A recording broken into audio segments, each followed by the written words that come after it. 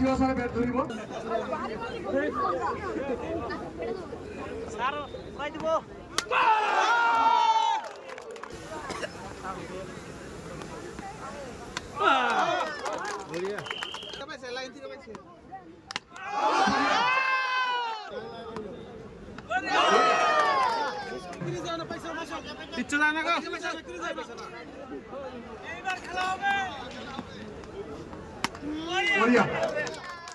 উদীয়মান যুৱক অকালতে আমাৰ মাজৰ পৰা হেৰাই গৈছে শফিউৰ ৰহমান খেলৰ লগতো জড়িত আছিল আৰু খেল প্ৰেমীও আছিল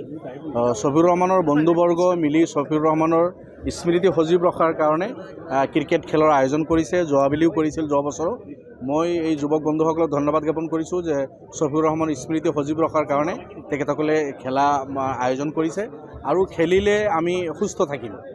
মেণ্টেলি এণ্ড ফিজিকেলি আমি খেলাটো অত্যন্ত দৰকাৰ গতিকে আমাৰ ল'ৰা ছোৱালী পঢ়াৰ লগে লগে পঢ়িব লাগিব লগে লগে খেলিব লাগিব আৰু বহুত ভাল খেলুৱৈ আমাৰ মাজৰ পৰা ওলাই আছে এতিয়া সেইসকলক কাউন্সিলিং কৰি football volleyball cricket tennis badminton এইবিলাকত যোন যি ভাল খেলে সেই ফিল্ডৰ ল'ৰা ছোৱালীক কাউন্সিলিং কৰি অলপ যদি আমি তেখেতসকলক হেল্প কৰোঁ গাইড কৰোঁ তেতিয়াহ'লে আমাৰ মাজৰ পৰা ভাল ভাল খেলুৱৈ ওলাব আৰু সেই এটা পৰিৱেশ লাহে লাহে গঢ়ি উঠি আছে গতিকে মই আয়োজকসকলক যুৱকসকলক মই বহুত বহুত ধন্যবাদ জ্ঞাপন কৰিছোঁ নিজকে খুব প্ৰাউড ফিল হৈছে যে কলগেছিয়াৰ নিচিনা জেগাত এনেকুৱা ষ্টেডিয়াম ফ্লেট লাইট মোক সঁচাই খুব ভাল লাগিছে ইয়াতে আৰু মই আশা কৰোঁ যে ইয়াৰ পৰা নিশ্চয় ভাল ভাল প্লেয়াৰ ওলাব এতিয়া সেই এটা মই স্পৰ্টছৰ এটা হেৰি দেখা পাইছোঁ ইয়াতে যাতে যি টুৰ্ণামেণ্ট পাতিছে প্লাছ ইমান মানুহ খেলৰ কাৰণে ইচ্ছুক নিশ্চয় ইয়াৰ পৰা প্লেয়াৰ ওলাব মই সকলোকে খেলিবৰ কাৰণে মই আহ্বান জনাম যে সকলোৱে যাতে খেলে খেলটো আমি চবেই ভাল পাওঁ সেইকাৰণে যাতে খেলে পেৰেণ্টছে যাতে খেলিব দিয়ে আৰু নিশ্চয় খেলিলে নিজৰ ফিজিকেল ফিটনেছটো হ'ব আৰু খেলিলে মানুহজন কেতিয়াও নাৰ্ভাছ নহয় যিকোনো লাইফত যিকোনো চিটুৱেশ্যন সি টেকেল কৰিব পাৰে প্লেয়াৰ এজনে দেখা গৈছে যে যুৱ প্ৰজন্ম লাহে লাহে আপোনাৰ বিভিন্ন অসামাজিক কামত লিপ্ত হৈছে ড্ৰাগছৰ পৰা আৰম্ভ কৰি তেওঁলোকলৈ কি হ'ব সেইটো জাষ্ট বিকজ অফ মই ভাবোঁ যে স্পৰ্টছ বা কালচাৰেল এক্টিভিটি কম হোৱাৰ কাৰণে হৈছে য'ত এইবিলাক ফেচিলিটি পাব ল'ৰা ছোৱালীৰ টাইমেই নহ'ব এইবিলাক কাম কৰা বেয়া কাম কৰাৰ আৰু স্পৰ্টছত খেলিলে স্পৰ্টছত আহিলে সেইবিলাক এক্টিভিটি নিজে নিজে বন্ধ হ'ব মোৰ মতে আৰু ভালকৈ কৰিব নেক্সট টাইম যাতে ইয়াৰ পৰা প্লেয়াৰ ওলায় প্লেয়াৰৰ সুবিধাৰ কাৰণে আমি খেল পাতোঁ প্লেয়াৰৰ সুবিধাৰ কাৰণে যাতে প্লেয়াৰক আমি এক্সপ'জাৰ দিব পাৰোঁ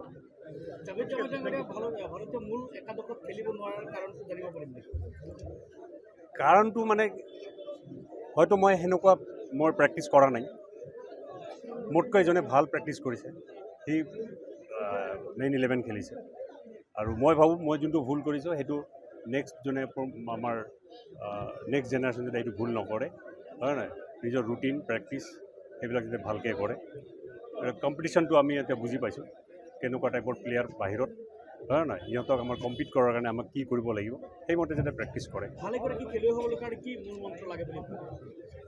প্ৰেক্টিছ প্ৰেক্টিছ প্ৰেক্টিছ প্ৰেক্টিছ প্ৰেক্টিছৰ বাহিৰে আৰু একো নাই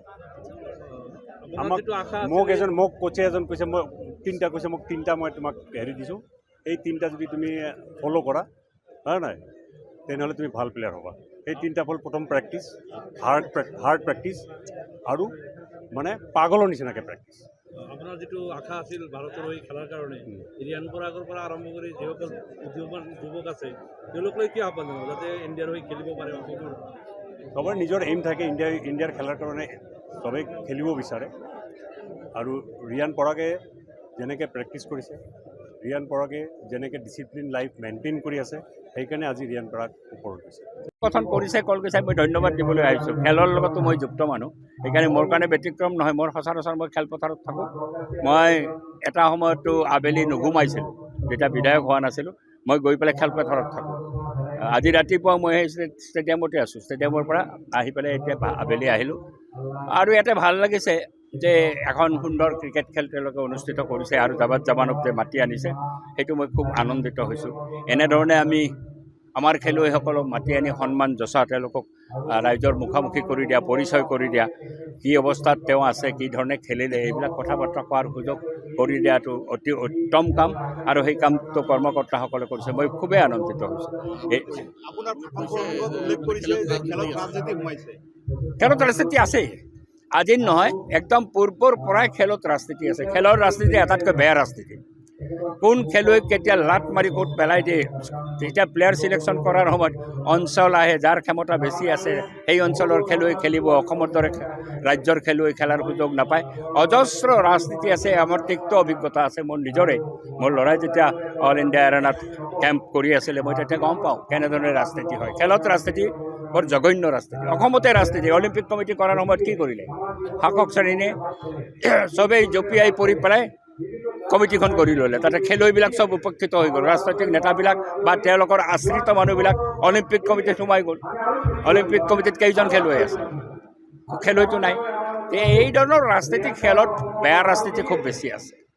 আৰু যিটো মই খেলৰ লগত যুক্ত মানুহ হিচাপে মই তাৰ তীব্ৰ বিৰোধী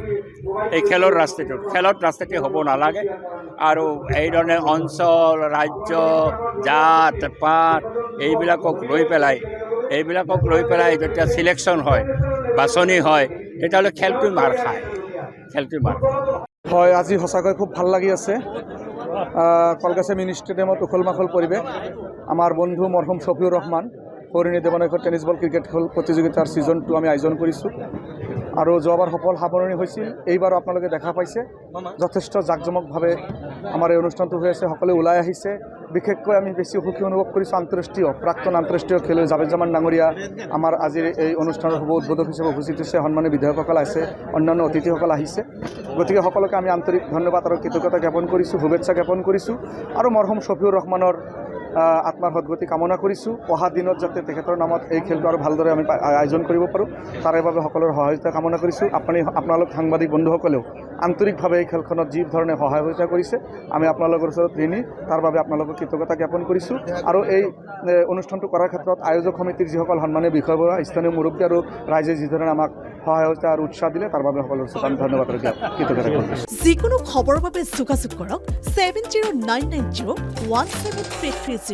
লগতে 7099017110 নম্বৰত